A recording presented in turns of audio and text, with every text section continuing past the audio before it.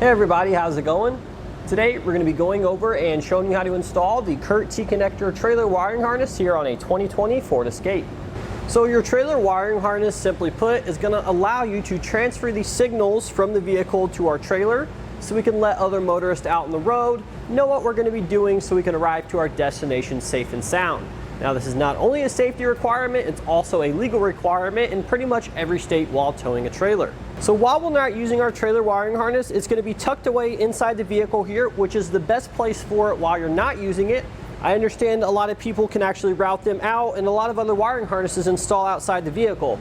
But for those guys that aren't towing every day, it's really beneficial to keep the trailer connector inside so it's nice and protected. You don't have to worry about water getting in there and causing corrosion, therefore lighting issues. This one here, as we said, it's going to be stored inside the vehicle here, keeping it out of their way and keeping it protected. But when we do need to use it, it is very easy. We can just simply drape it over our bumper here. We have these rubber weather strippings on both this side and the hatch side, so it's not going to damage the wire. Just make sure you're clear of that actual latching mechanism there. We'll just go ahead and shut the hatch there on the wire. And now we have easy access to our trailer connector so we can hook up to our trailer. This kit is going to provide us with the most basic and common type of trailer connector. That's going to be a 4-way flat, otherwise known as a 4-pole. The vast majority of trailers that you're able to tow with your Escape are going to use this, so this really should be the one that you guys are going to need. So the 4-way connector is going to take care of all your basic lighting features, from your stop and turn signal circuits to either side to your tail lights. So in regards to installation, this one really isn't bad at all, just common hand tools. You're going to need a way to strip some jacket off the wires and crimp some connectors down. Those are usually 2-in-1 tools, definitely cost effective, something you can get for this install.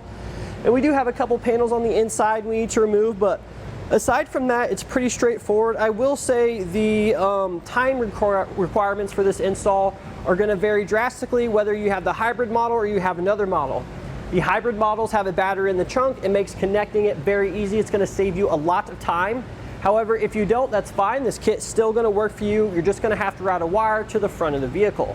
Either way, this is a great kit, a great option to allow you to tow a trailer here with your Escape. So the first step of your installation, we're going to be opening up the hatch on our vehicle and removing the floor covering. And while we're in here, we'll go ahead and remove all of our cargo trays. So these are these little foam inserts here, you just simply pull out.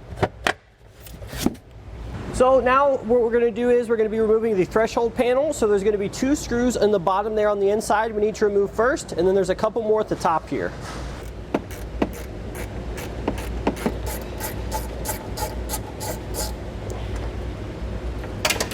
So once we have those 2 screws on the bottom out, we're going to go ahead and flip our cargo hooks up, take a flathead screwdriver, and we're going to pry open that cover there.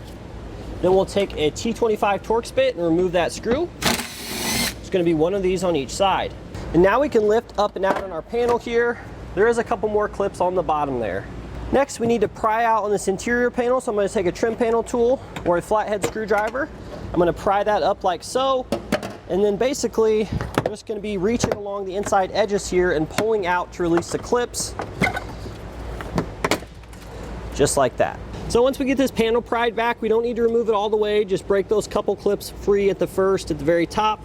And then if we look inside here, we should see our taillight connectors. Go ahead and separate those, so press down on one of the clips and then pull up on the other. Next, we're going to take our wiring harness here. There should be a connector with a yellow wire in there. We're going to grab that one, and then we're just going to plug all these connectors in together.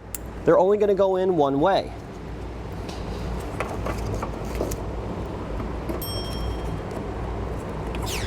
Next, we're going to take our double-sided tape pad that comes in your kit, peel off one of the backings, plop that onto your converter box, peel off the other side, and then we're going to find a nice flat surface in here to attach this to.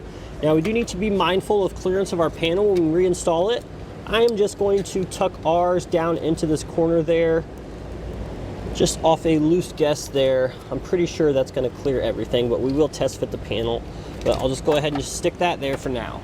Next, we're going to take our white wire with a ring terminal already on there. That's for our ground. In your kit, you're going to get a self-tapping screw. Just go ahead and put that on a bit driver. And then we're going to find a nice bare metal surface in the bottom of the trunk pan here to mount it.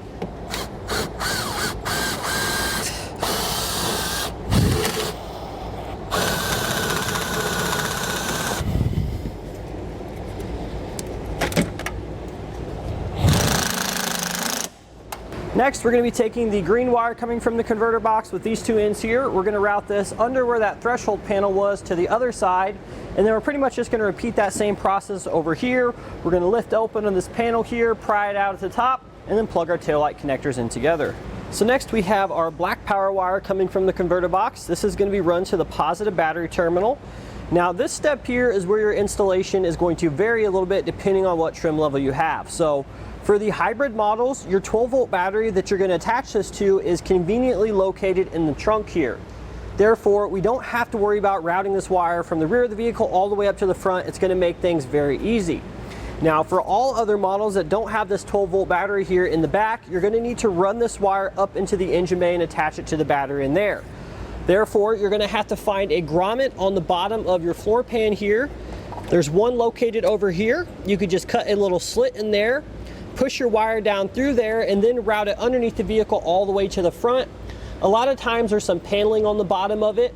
I recommend just following your brake lines all the way up into the engine bay. That's going to get you right there by the brake booster, which is literally close to your battery. So that's usually going to be the best method. Just zip tie your wire along the way, avoid any moving components or the suspension or the exhaust. So make sure you stay away from all that and just take some time. That's really going to be the bulk of your installation, getting that wire up there. But luckily here we have a hybrid, so our battery's in the trunk, so that's where we're going to connect it. So I've got my black power wire routed over here to about where the battery is. I'm going to go ahead and remove this red plastic cover. So that just kind of pries away like so. I'm going to take a 10mm socket, remove that nut there.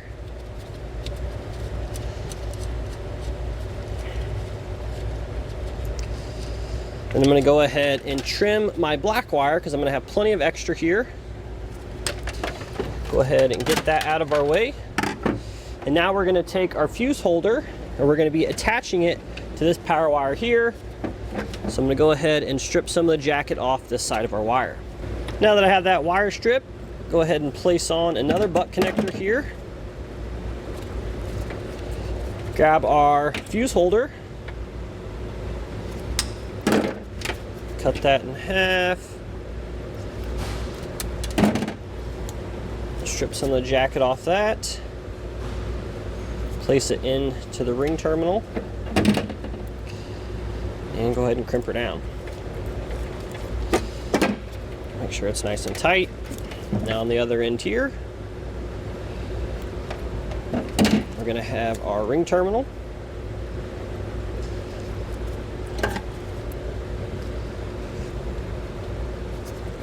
We'll crimp that on there.